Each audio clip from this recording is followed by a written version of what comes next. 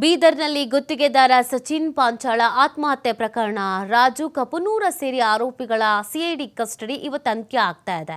ಇವತ್ತು 5 ಆರೋಪಿಗಳು ನ್ಯಾಯಾಲಯಕ್ಕೆ ಹಾಜರುಪಡಿಸಲಾಗುತ್ತೆ. ಇಂದು ಸಂಜೆ 4 ಗಂಟೆಯ ಬಳಿಕ ಕೋರ್ಟ್ಗೆ ಹಾಜರುಪಡಿಸುವಂತ ಸಾಧ್ಯತೆ ಇದೆ.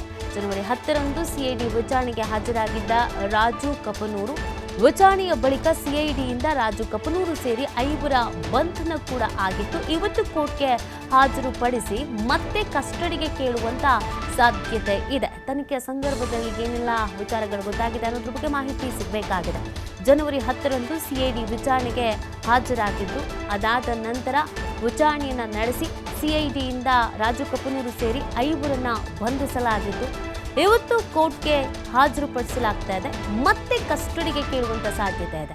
ಇನ್ನೂ ಕೂಡ ತನಿಖೆ ನಡೆಸಬೇಕಾಗಿದೆ ಅನ್ನುವಂಥ ಹಿನ್ನೆಲೆಯಲ್ಲಿ, ತನಿಖೆಯ ಅನಿವಾರ್ಯತೆ ಇನ್ನೂ ಇದೆ ಅನ್ನುವಂಥ ಹಿನ್ನೆಲೆಯಲ್ಲಿ ಮತ್ತೆ ಕಸ್ಟಡಿಗೆ ಕೇಳುವಂತ ಸಾಧ್ಯತೆ ಇದೆ ಅನ್ನೋದು ಗೊತ್ತಾಗ್ತಾ ಇದೆ.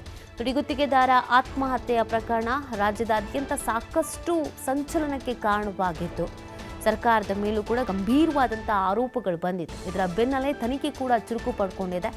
ವಿಚಾರಣೆಯನ್ನ ನಡೆಸಲಾಗ್ತಾ ಇತ್ತು. ರಾಜು ಕಪನೂರು ಸೇರಿದಂತೆ 5ರನ್ನ ವಶಕ್ಕೆ ಪಡ್ಕೊಳ್ಳಲಾಗಿತ್ತು, ಬಂಧಿಸಲಾಗಿತ್ತು, ವಿಚಾರಣೆಯನ್ನ ನಡೆಸಲಾಗಿತ್ತು. ಇವತ್ತು ಕೋರ್ಟ್ಗೆ ಹಾಜರುಪಡಿಸಲಾಗುತ್ತೆ. ಅದಾದ ನಂತರ ಮತ್ತೆ ಕಸ್ಟಡಿಗೆ ಕೇಳುವಂತ ಸಾಧ್ಯತೆ ಇದೆ ಅನ್ನೋದು ಗೊತ್ತಾಗ್ತಾ ಇದೆ.